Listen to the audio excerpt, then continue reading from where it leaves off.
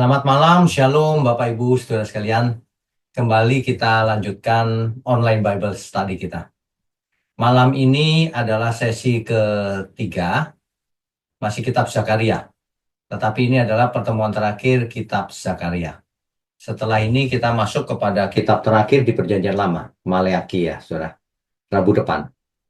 Oke, untuk itu mari kita tundukkan kepala lebih dahulu. Mari kita berdoa. Bapa kami yang di surga, terima kasih, kami mengucap syukur kalau kami masih bisa melanjutkan online Bible study ini.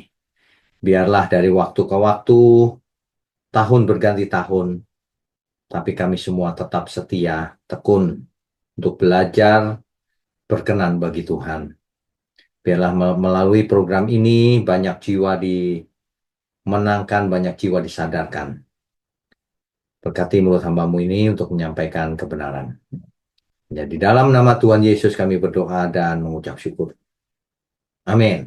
Baik, malam ini sesi ketiga kitab Zakaria, yaitu yang terakhir ya, ringkasan daripada kitab Zakaria.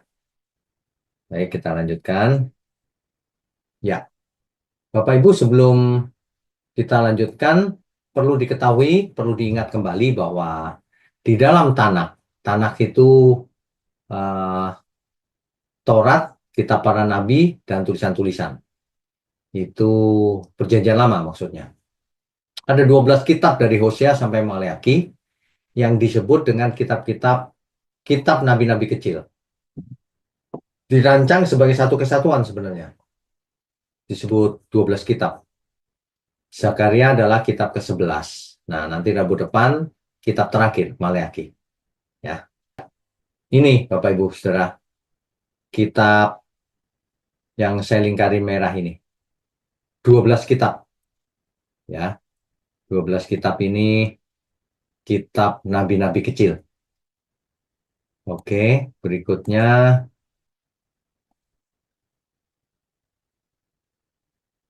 ya. Jadi sebenarnya di Perjanjian Lama itu ada 17 kitab para nabi. Dibagi menjadi dua, nabi-nabi besar dan nabi-nabi kecil. Yang ini nabi-nabi besar, yang ini nabi-nabi kecil. Besar kecil ini bukan dipandang dari penting tidak pentingnya ya. Sudah saya berulang-ulang kali menjelaskan hal ini. Besar ini maksudnya tulisan kitab-kitabnya panjang-panjang. Tapi kalau nabi kecil itu singkat-singkat tulisannya. Begitu ya. Oke. Ya. Bapak Ibu Saudara sekalian, Zakaria itu sejaman dengan Hagai. Dijelaskan di Esra 5 ayat 1 sampai 2. Esra pasal 5 ayat 1 sampai 2. Coba kita cek sebentar ya. Kitab Esra pasal 5 ayat 1 sampai 2. Saya bacakan ya. Tetapi Nabi Hagai dan Zakaria bin Ido, kedua nabi itu bernubuat terhadap orang-orang Yahudi yang tinggal di Yehuda dan di Yerusalem dalam nama Allah Israel yang menyertai mereka. Pada waktu itu mulailah Zerubabel bin Shealtiel dan Yesua bin Yosadak membangun rumah Allah yang ada di Yerusalem. Mereka didampingi dan dibantu oleh nabi-nabi Allah. Begitu ya. Jadi Hagai dan Zakaria ini satu zaman. Sama-sama bernubuat, sama-sama menekankan supaya pembangunan Bait Allah dilanjutkan sampai selesai. Ya, karena waktu itu sempat tertunda. Begitu ya. Oke, kita lanjutkan. Sebentar saya buka slide-nya dulu. Ya, jadi sejaman, saudara. Perhatikan ini, Hagai dan Zakaria. Sama tahunnya, saudara. 520 sebelum Masehi mulainya. Tetapi, kemungkinan Hagai sudah tua ketika itu. Kenapa? Karena tulisan-tulisannya yang lebih singkat dan langsung to the point, pada intinya. Jadi diperkirakan Hagai sudah tua. Sehingga Hagai lebih berpengalaman kan? Kemungkinan besar Hagai juga melihat kehancuran Bait Allah yang pertama. Sedangkan Zakaria masih muda, karena Zakaria adalah cucu dari Ido. yang kembali ke Yerusalem sekitar 16 sampai 18 tahun sebelumnya. Itu dicatat di Nehemia 12 ayat 4 dan ayat 16. Kita lanjutkan dulu ya. Ya, timeline ini sudah pernah dibahas. Kira-kira 16 tahun atau 18 tahun sejak kepulangan yang pertama dari pembuangan di Babel, orang Yehuda kembali ke Yerusalem, maka Hagai dan Zakaria jadi nabi. Dan pembangunan Bait Allah dilanjutkan karena sempat terhenti. Ya, sempat terhenti. Jadi 18 tahun sejak Kores mengizinkan orang Yehuda kembali, 16 tahun sejak pembangunan Allah dimulai, pembangunan Bait Allah dimulai, Hagai dan Zakaria menjadi nabi. 4 tahun kemudian selesai Bait Allahnya. Gitu ya. Oke, kita lanjutkan. Ya. Tujuan penulisan dari kitab Zakaria ini adalah memberi peringatan akan hukuman dan harapan bagi orang-orang Yahudi yang bertobat tentunya. Yang ada di Yerusalem yang baru kembali dari pembuangan di Babel. Dan kitab Zakaria juga menjelaskan adanya Mesias yang akan datang di masa depan. Jadi kitab Zakaria ini dibagi dua bagian besar sebenarnya. Pasal 1 sampai 8 itu ditulis oleh Zakaria sendiri sekitar tahun 520 sampai 518 sebelum Masehi. Tetapi pasal 9 sampai 14 itu ditulis di kemudian hari setelah pembangunan Bait Allah selesai. Dan tidak diketahui sebenarnya siapa penulis secara pastinya. Ya. Jadi Zakaria dan Hagai memperingatkan umat agar menyelesaikan pembangunan Bait Allah yang sempat tertunda. Kitab Zakaria ini adalah kitab yang paling apokaliptik dan mesianik di antara kitab nabi-nabi kecil yang lain. Ya, apokaliptik cerita tentang zaman akhir, mesianik cerita tentang kedatangan Mesias. Oke, kita lanjutkan. Ya. Jadi yang pertama, bagian yang pertama, pasal 1 sampai 8 itu berisi pesan-pesan sebelum dan selama pembangunan kembali Bait Allah. Itu di situ, pasal 1 sampai 8, sebelum pembangunan Bait Allah, setelah pembangunan Bait Allah, dan terhenti, dan lalu dibangun terus sampai selesai. Ya, Zakaria memperingatkan agar umat berhenti berbuat dosa dan melanjutkan pembangunan Bait Allah jika ingin keadaannya dipulihkan dan musuh-musuh Israel dihancurkan. Ini saudara, di sebelah kanan adalah gambar daripada Bait Allah yang pertama.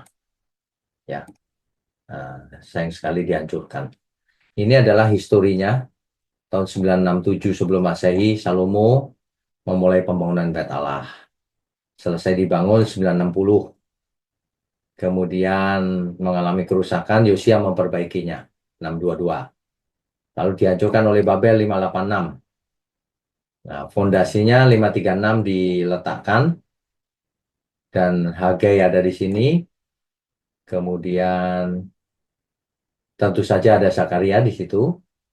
Pembangunan Bait Allah dilanjutkan. Selesainya 515. Bait Allah kedua selesai. Dan Bait Allah akan diperluas oleh Herodes. Dan selesainya tahun 64. Lama sekali nih renovasinya oleh Herodes. Ketika selesai, hanya 6 tahun kemudian dihancurkan lagi oleh Roma. Ya, sampai hari ini. Di lokasi Bait Allah ada Dome of the Rock. Begitu, saudara. Ini dia, Dome of the Rock. Masjid Kubah Kuning. Ya. Nah, jadi kita mesti tahu sejarahnya. Ini kan tembok barat nih, saudara. Tembok barat atau ada yang menyebutnya tembok ratapan. Ini. Kalau kita ke Israel selalu mampir di sini. Ya. Di luar di luar daripada lokasi Bait Allah. Itu, saudara. Ya. Ya. Oke, kita lanjutkan ya.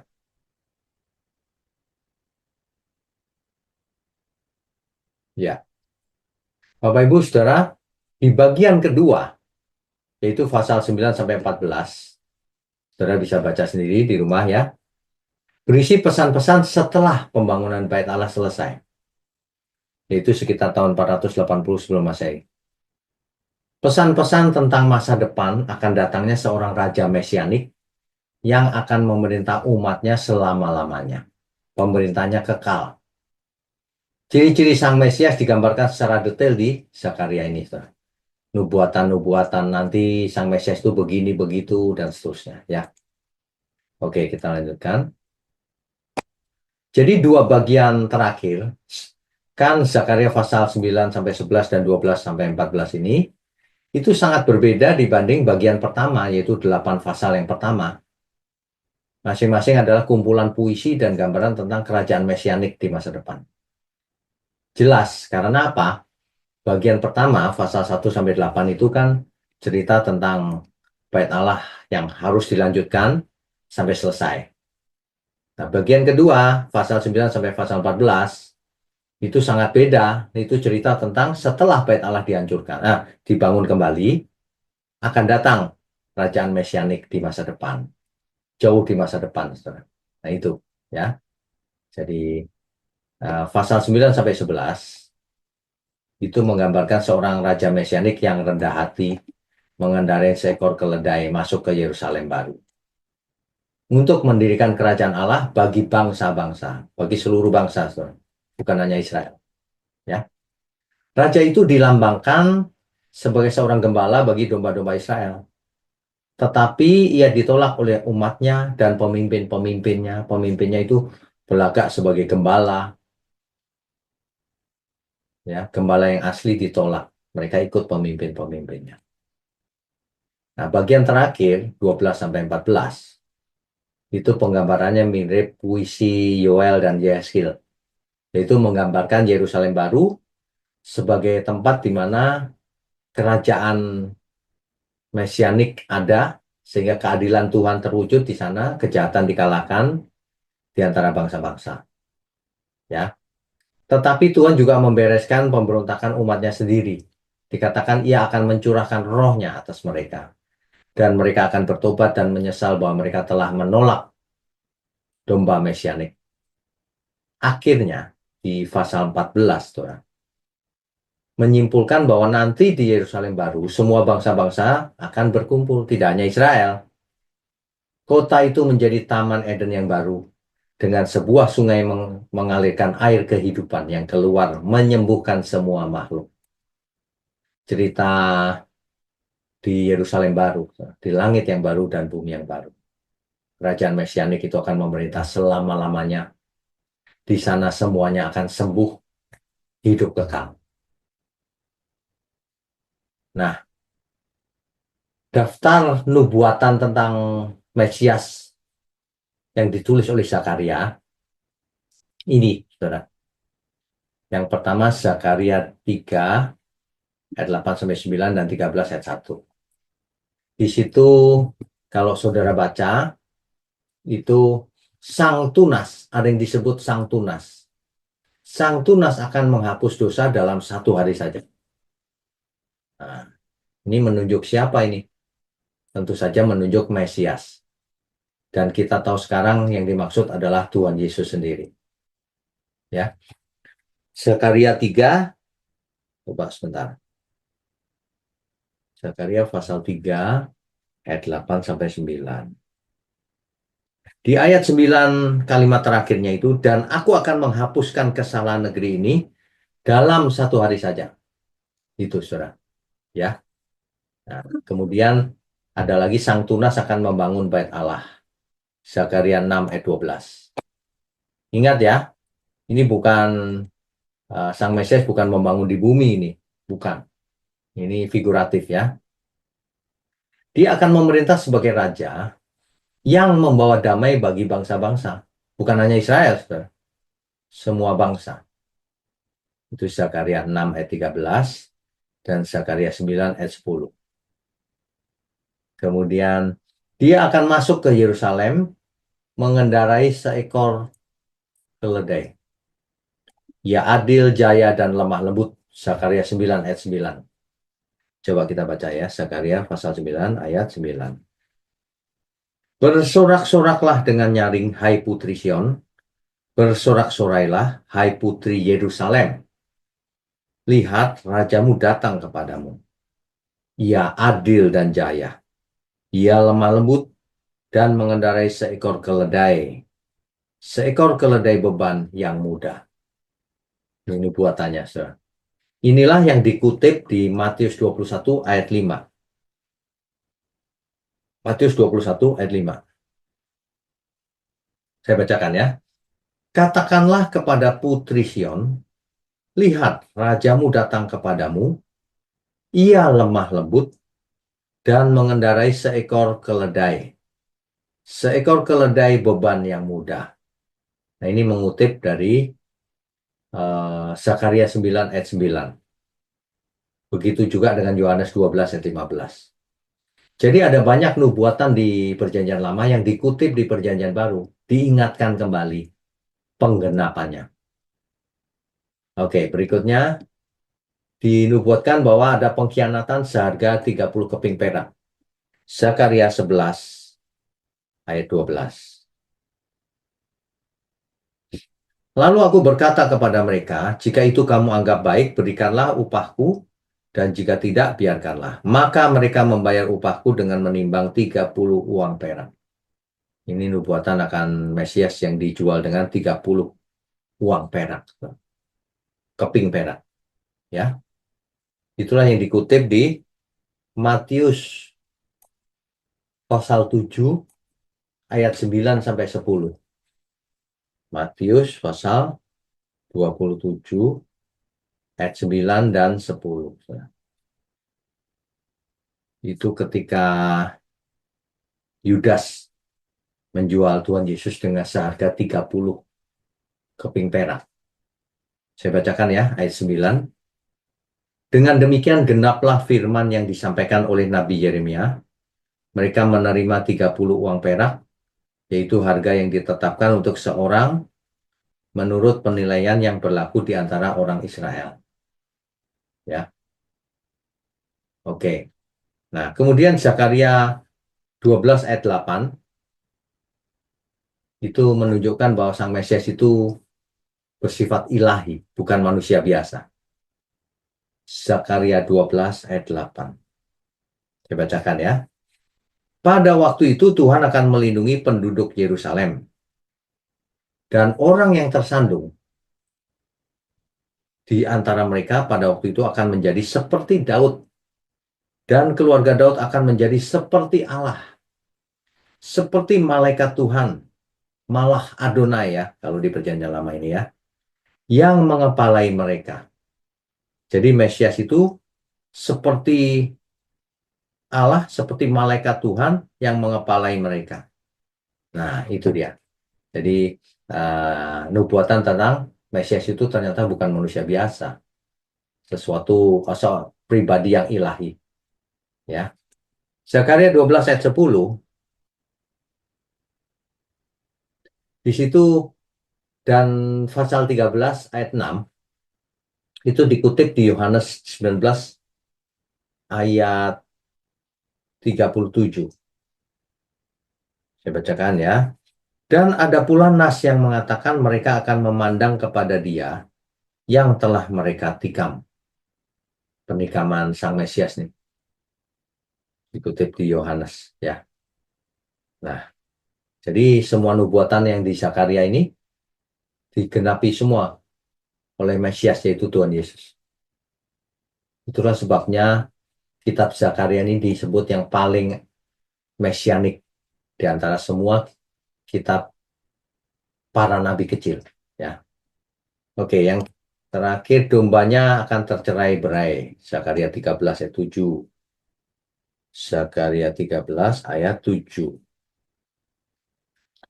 Hai pedang, bangkitlah terhadap gembalaku, terhadap orang yang paling karib kepadaku. Demikianlah firman Tuhan semesta alam. Bunuhlah gembala sehingga domba-domba tercerai-berai. Aku akan mengenakan tanganku terhadap yang lemah. Gitu ya. Nah, itu dikutip di Matius 26 ayat 31 dan Markus 14 ayat 27. Kita baca dulu Matius 26, 31 ya. Matius 26 ayat 31. Maka berkatalah Yesus kepada mereka, malam ini kamu semua akan terguncang imanmu karena aku. Sebab ada tertulis, aku akan membunuh gembala dan kawanan domba itu akan tercerai-berai. Ini mengutip Zakaria 13 ayat 7 ya, saudara ya. Ya, begitu juga di Markus 14 ayat 27, saudara. Oke, kita lanjutkan. Ya, jadi nubuatan tentang Mesias yang di kitab Zakaria ini secara jelas menggambarkan bagaimana kehidupan Sang Mesias, kematiannya, kebangkitannya, dan kedatangannya. Zakaria mengingatkan kita akan rencana besar Allah bagi manusia. Inilah penggenapannya oleh Tuhan Yesus. Kesimpulannya, saudara, kitab ini seperti kitab nabi-nabi kecil lainnya menyerukan pertobatan. Sebab Israel yang sama yang dibahas oleh nabi-nabi kecil ini mengeraskan, tegar tengkuk. Kan ini nabi-nabi kecil ini memperingatkan Israel di zaman yang sama ini. Ya, jadi pertobatan. Kemudian kitab Zakaria juga menekankan adanya harapan pemulihan akan Israel asal Israel bertobat. Ya. Kemudian juga kedatangan Mesias dan penggenapan rencana Tuhan atas keselamatan umat manusia. Itu kitab Zakaria. Ya. Pesan utamanya tentu saja ajakan untuk bertobat, percaya dan bersandar pada Tuhan yang setia terhadap janjinya. Kemudian jangan mengulang kesalahan yang sama seperti nenek moyang mereka. Padahal Israel diperingatkan loh. Jangan seperti nenek moyangmu yang memberontak, tapi tetap saja loh. Ya. Nah, hari ini kita harus belajar dari kitab Zakaria ini. Kalau dahulu nenek moyang Israel menolak Tuhan Yesus, ya. Hari ini ya kalau kita masih menolak ya kebangetan itu namanya. Sudah ada contohnya, sudah tertulis dalam kitab suci, kurang apa lagi? Itu ya saudara ya. Kita harus tetap taat, jangan mengulang kesalahan yang sama. Taat sampai selama-lamanya. Sampai Tuhan Yesus datang kembali yang kedua. Nubuatan Zakaria ini luar biasa, saudara. Dia menggambarkan ciri-ciri Sang Mesias. Dan itu semuanya dipenuhi oleh Tuhan Yesus. Tidak ada satu pribadi pun di dunia ini yang bisa memenuhi seluruh nubuatan di Alkitab. Hanya satu pribadi, Tuhan Yesus. Itu cukup membuktikan. Bukan kebetulan. Ya, baik. Kita bisa lanjutkan dengan diskusi dan tanya jawab. Dipersilakan. Kalau ada yang mau bertanya, boleh. Jadi kita sebentar lagi akan menyelesaikan perjanjian lama, saudara. Tinggal kitab Maleakhi. Dan nanti setelah kitab Maleakhi, sebelum masuk ke perjanjian baru, itu ada masa 400 tahun kekosongan. Tidak tertulis apa-apa. Sejarah berjalan terus, tapi tidak ada nabi baru, firman yang baru selama itu. Selama perjanjian lama pindah ke perjanjian baru. Ada 400 tahun. Namanya periode intertestamental. Periode antar perjanjian, perjanjian lama dan perjanjian baru. Nanti kita cerita sedikit tentang itu juga ya, sebelum masuk perjanjian baru. Baik, sekarang sudah ada yang angkat tangan. Pak Kris, sebentar ya, saya buka dulu mic-nya. Ya, sudah. Silakan Pak Kris. Ya, shalom malam, Pak. Halo, malam. Ini kalau tadi eh, barusan ini Pak Wiknyo terangkan kalau ada semacam masa kekosongan, Pak ya. Ya, Eh, sebelum kedatangan Mesias. Ya, Di Wahyu juga ada masa-masa di mana dalam tanda kutip mungkin saya sederhanakan Allah tidak berbicara kepada umat iya, eh, di akhir zaman. Itu ya, sebelum kedatangan Mesias kedua. ya. Nah, apakah menurut Pak Wiknyo ini ada paralelnya, Pak? Baik. Ini memang Terima kasih. kalau di Alkitab tidak dijelaskan itu paralel atau tidak, tetapi kalau kita amati kok ada paralelnya juga ya, gitu. Jadi eh, nggak masalah sih dianggap paralel boleh, nggak juga nggak apa-apa, nggak mempengaruhi ini apa, nggak mempengaruhi jalur jalur kebenaran yang intinya nggak terpengaruh. Iya, soalnya saya melihat seperti ada pola yang terulang kalau kita lihat di Hagai, Sakaria, Maleaki itu kan sebetulnya dibahas kayak ini tadi yang domba tercerai-berai, terus dibahas juga di kitab Nabi Nabi kecil ini. Ya, Eh, kalau pemimpin pemimpin rohani juga itu hanya mementingkan dirinya sendiri, terus apa jemaat tidak dipikirkan, jadi mereka bahkan mengalami ketidakadilan dan lain sebagainya. ya, Itu di kalau tidak salah Perjanjian Baru juga ada menulis nanti di eh, akhir zaman itu kasih akan menjadi dingin. ya, Orang akan mementingkan dirinya sendiri. ya, Terus sama juga setelah kejadian ini yang diperingatkan oleh kitab-kitab terakhir di Perjanjian Lama ini, terus nanti ada masa kekosongan. Nah, saya lihat kok di Perjanjian Baru juga sebelum kedatangan Mesias kedua ada kekosongan. Jadi kayak ada pola yang paralel itu, Pak, saya lihat. Makanya saya ya, tanya itu tadi. ya, ya. Cuman kalau di Perjanjian Baru kan belum terjadi itu, Pak. Jadi eh, apakah itu figuratif atau bagaimana? Nah, perlu diteliti ulang sih. Cuma kalau yang Ya, yang lama sudah jelas historis. Ada masa kosong 400 tahun. ya, ya, Pak. Ya. Itu aja pertanyaan Oh saya, Pak. ya, baik. Makasih, Tuhan Ya, berkati, Pak. Tuhan berkati. Em, Berikutnya Pak Epenius, silakan. Halo, selamat malam Pak dosen dan kita Shalom, semua. shalom, shalom. Selamat tahun Silakan. baru.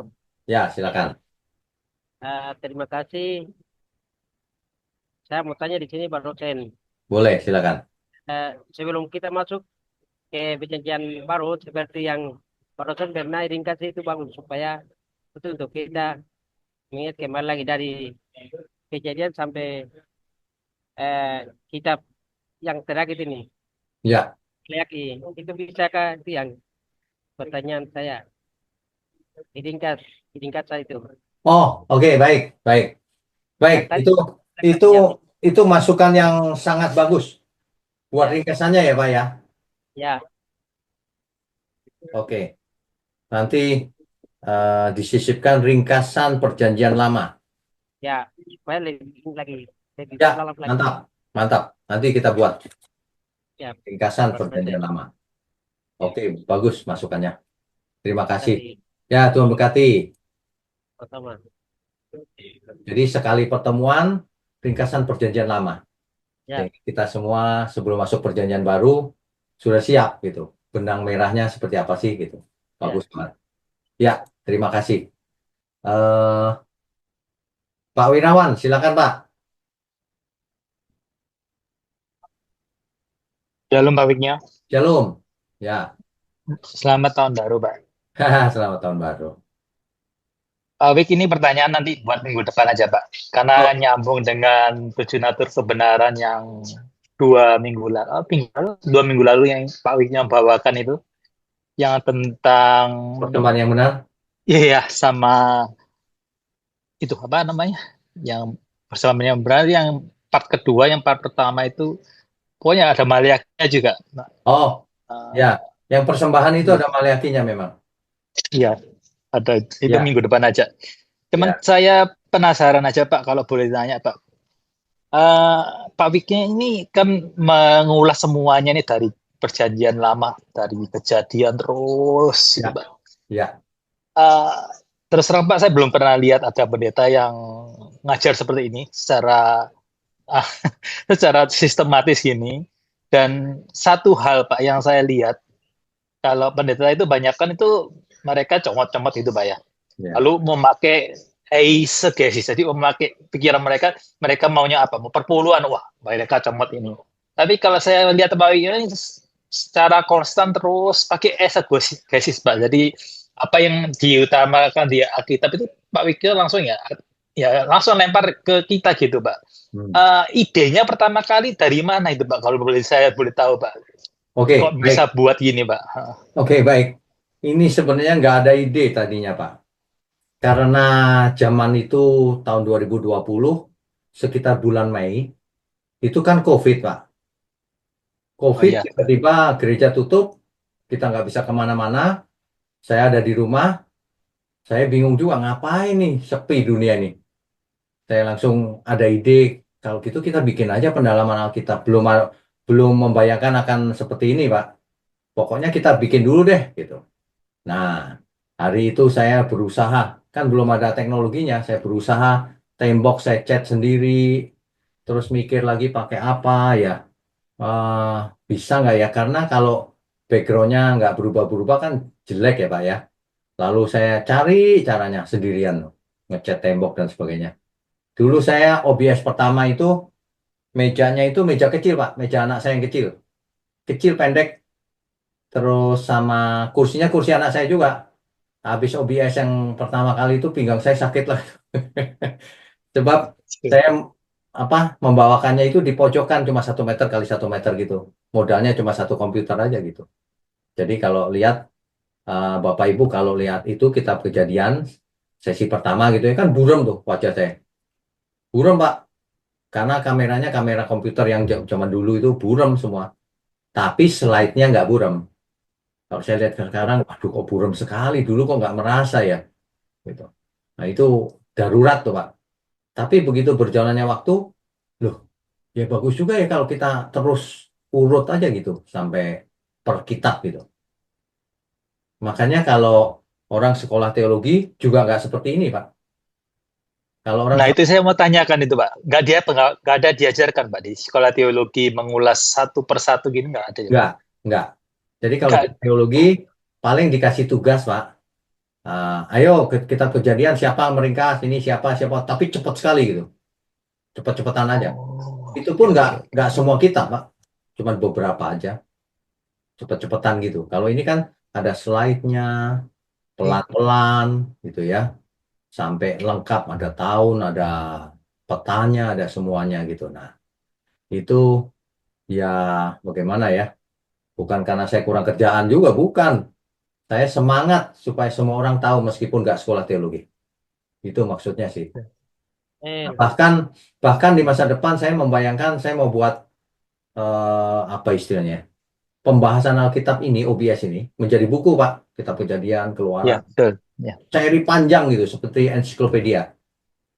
Nah, kalau orang belajar dari situ gampang gitu. Sebab kalau buku-buku itu kan rumit-rumit. Kalau ini versi gampangnya, gitu Pak. versi kampanye. Persiapannya berapa lama, Pak? Satu episode gini, Pak, kira-kira? Kalau ini tadi ya, 3 jam kali. Kalau yang ini tadi. Nah, kalau biasanya ada yang lama, Pak. Kalau yang lama itu bisa dari pagi saya. Dari pagi, Wow. persiapan semua buat slide, buat ini ya. Nggak terus-terusan sih, karena ada kadang-kadang ada telepon, ada ini, ada itu. Sore, pokoknya pas sore, pas selesai aja slide-nya. Gitu. Wow. Luar biasa. Terima kasih banyak, Pak Wigno. Semua pengorbanannya. Terima kasih Ini juga benar-benar sudah mengikuti. Saya semangat karena banyak orang semangat. Soalnya. Kalau semua orang nggak ada yang datang gitu ya, nggak semangat ya saya nggak terusin ngapain ngomong sendirian. Karena Bapak Ibu tambah. semangat, saya juga semangat jadinya gitu. Iya, Pak. Ya, Baik, Sehat Pak. banget Pak Wigno. Ya, Tuhan Bisa. berkati, Pak. oke. Praktek luar biasa emang benar. Oke. Luar biasa. Tuhan berkati. Tuhan berkati Pak. Ya, berikutnya Ibu Meme, silakan Bu. Shalom Pak Wino, selamat malam. Shalom, selamat malam. Oh, Happy New Year ya Pak. Nah, Happy New Year juga. Ya, makasih. Pak, suara saya jelas nggak ya Pak? Jelas sekali kali ini. Biasanya nggak jelas, ini jelas. Iya Pak, karena pakai handphone, tapi di sini cuacanya kurang bagus sih, tapi puji Tuhan. Jelas, Udah jelas. kedengaran ya Pak? Ya. Ya. Saya mau tanya ini Pak, tentang nubuatan ya. Ya. Nah, ya. Kan Alkitab mencatat beberapa nubuatan dan sekaligus kegenapannya. Ya. Kita dapat menemukan beberapa nubuat di Perjanjian Lama yang juga digenapi pada zaman Musa. Dan Perjanjian Baru pun telah digenapi. Salah satunya bukti adalah Alkitab adalah firman ya Pak ya. Ya. Nah, seperti yang kita pelajari Zakaria yang telah kita pelajari tadi, dia juga bernubuatan bahwa Mesias akan datang. Ya. Pertanyaan saya Pak, Alkitab juga mencatatkan beberapa nubuatan yang belum tergenapi Pak.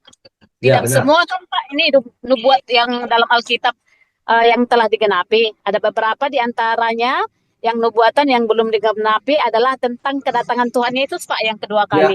Benar. Ya, sama hari kiamat Pak. Gimana itu ya Pak ya? Siapa sih yang nubuatan bahwa Yesus akan datang kedua kalinya ya? Makasih Oh. Pak. Oke, baik. Nah, itu bahasan nanti OBS waktu masuk Perjanjian Baru. Nanti detail sekali, Bu. Oh, Nanti iya detail iya. sekali. Tuhan Saya sendiri, kecepatan ya Pak ya. Tuhan Yesus sendiri yang berkata bahwa aku pergi meninggalkan kau, di rumah Bapakku banyak tempat tinggal. Oh iya. Nanti akan datang kembali. Kan gitu. Ada Iya banyak Pak. sekali teks Alkitab yang di Perjanjian Baru yang mengatakan kedatangan Tuhan Yesus yang kedua kali. Nanti kita bahas. Ya. Oke Pak, ditunggu ya Pak. Oke. Tuhan berkati. Oke. Tuhan berkati Pak, makasih. Shalom. Ya, shalom. Pak David, silakan Pak. Shalom Pak. Shalom. Shalom. Pak, ini saya melihat mungkin bangsa Israel, mereka tegar tengkuk. Apakah karena gara-gara mereka mendapat pesannya, mereka secara harafiah mungkin Pak ya, apa dia nanti datang Mesiasnya seperti raja atau raja yang berkuasa banget untuk membebaskan Israel dari musuh-musuhnya. Mungkin seperti itu kali Pak ya, atau maka itu mereka nggak percaya Tuhan Yesus. Oke. Kalau konteks tegar tengkuknya sejak keluar dari Mesir, itu belum ada cerita Mesias Pak. Keluar dari Mesir itu udah tegar tengkuk Pak, udah memberontak terus. Ya. Nah, kalau zaman sekarang, kenapa tidak percaya Tuhan Yesus itu Mesias? Karena mereka tidak percaya bahwa Perjanjian Baru itu adalah kitab suci. Masalahnya di situ. Dan mereka membayangkan Mesias itu membuat kerajaan di bumi. Seperti zamannya Daud dan Salomo. Berjaya di bumi gitu ceritanya. Makanya tidak percaya sama Tuhan Yesus. Nggak cocok gitu dengan harapan mereka. Berarti yang pemikiran mereka berarti Mesiasnya adalah benar-benar raja yang sesungguhnya ya Pak, secara harafiah ya Pak. Raja di bumi, manusia biasa. Raja di bumi ya. Iya, mereka pikir itu begitu. Mendirikan kerajaan di bumi gitu. Dan satu lagi Pak, itu kemungkinan kitab Zakaria yang ditulis itu, mungkin Tuhan Yesus pada waktu zamannya itu mungkin sudah mempelajari kitab itu juga Pak ya. Pasti, sebab di zaman Tuhan Yesus, kitab Perjanjian Lama sudah lengkap Pak. Berarti Tuhan Yesus sudah tahu dong waktu itu bagaimana kejadian kematian dia ya Pak. Ya, kemungkinan besar ya. Karena Tuhan Yesus berkata begini terhadap orang Farisi ahli Taurat, kamu mempelajari kitab suci, tapi kamu tidak mau datang kepadaku. Padahal yang dimaksud kitab suci itu aku, gitu. Gitu Pak. Iya, berarti dia sudah mempersiapkan diri sebaik mungkin ya, karena dia dari kecil sudah mempelajari itu apa yang terjadi nantinya. Betul. Ketika masih kecil belajar Taurat dan akhirnya menyadari bahwa yang dimaksud kitab Musa itu adalah aku. Gitu. Ya, berarti hatinya besar sekali Tuhan Yesus. Karena dia sudah mempersiapkan dirinya untuk ini, untuk kita dari jauh-jauh sebelumnya sih, Pak. Pasti, Ya, pasti iya. Pak. Karena dicatat di Alkitab bahwa ia mengosongkan dirinya, mengambil rupa seorang hamba. Sengaja itu Pak, menjadi sama seperti kita manusia. Ya, Cukup Pak Winyo, makasih Pak. oke, Tuhan berkati. Tuhan berkati Pak. Berikutnya Ibu Farida. Bu Farida, silakan. Ya Pak, shalom Pak. Shalom. Selamat Ya, malam. Selamat tahun baru juga nih Pak. tahun baru. Udah setahun tidak bertemu ya. Iya. Ya, silakan. Pak, ini tadi di slide ada tulisan nih Pak tentang Sang Tunas akan menghapus dosa dalam 1 hari saja. Ya, Nah, itu maksudnya apa ini Pak? Menghapus dosa dalam 1 hari saja. maksudnya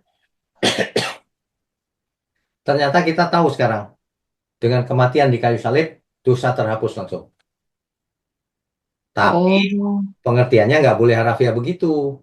Pengertiannya Yesus mati di kayu salib, orang yang menerima dosanya diampuni. Yang menolak binasa, gitu.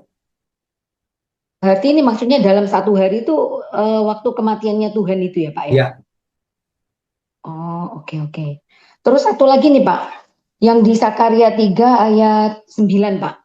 ya, Ini saya bacakan ya Pak ya. ya. Bunyinya gini Pak, sebab sesungguhnya permata yang telah kuserahkan kepada Yosua, satu permata yang bermata 7. Nah, ini kata-kata satu permata yang bermata.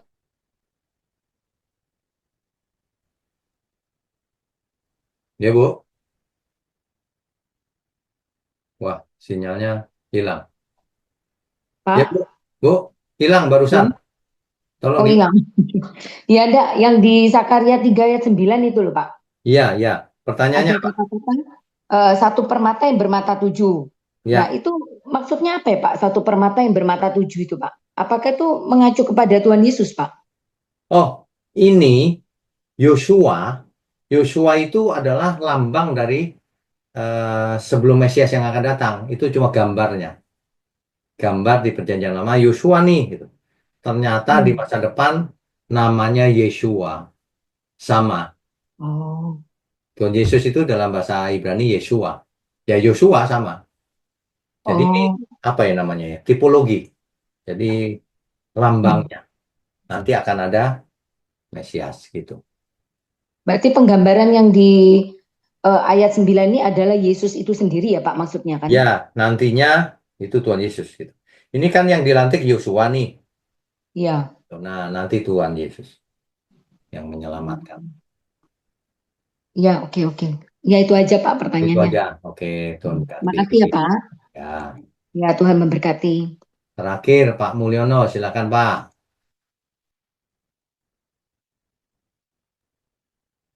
Malam Pak Wiknyo. Selamat malam. Pak, tadi kan disebutkan di kitab Sakaria ini bahwa ada sebagian yang ditulis Sakaria dan ada yang bukan, Pak. Itu Ya. kira-kira siapa Pak ya? Kalau bukan itu Tidak apa ada diketahui. nabi-nabi lain selain Sakaria yang menulis gitu, Pak? Tidak diketahui. Kalaupun itu ditulis oleh nabi lain berarti setelah zamannya Zakaria. Karena itu setelah Bait Allah selesai dibangun. Tapi kok bisa nyambung gitu ya Pak ya? Bisa saja Pak. Karena memang cerita itu koheren kan. Alkitab kan koheren Pak.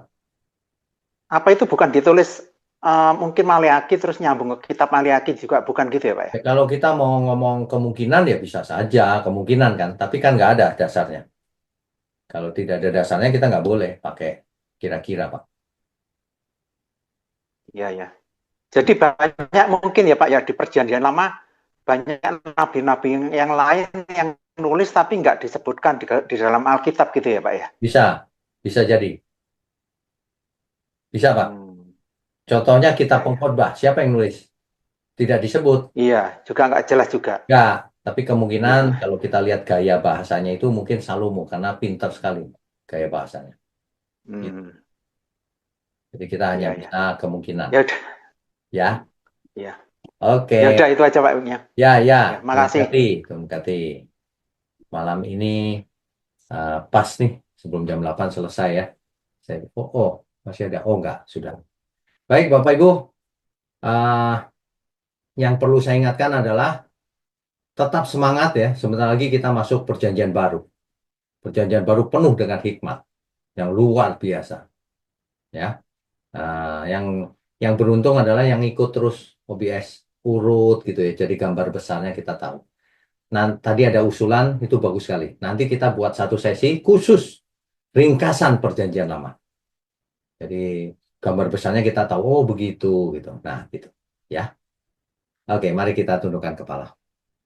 Bapa kami yang di surga, terima kasih untuk malam ini. Kami semua diberkati. Biarlah Tuhan sendiri yang memimpin jalannya online Bible Study ini sampai selama-lamanya. Terima kasih Bapa.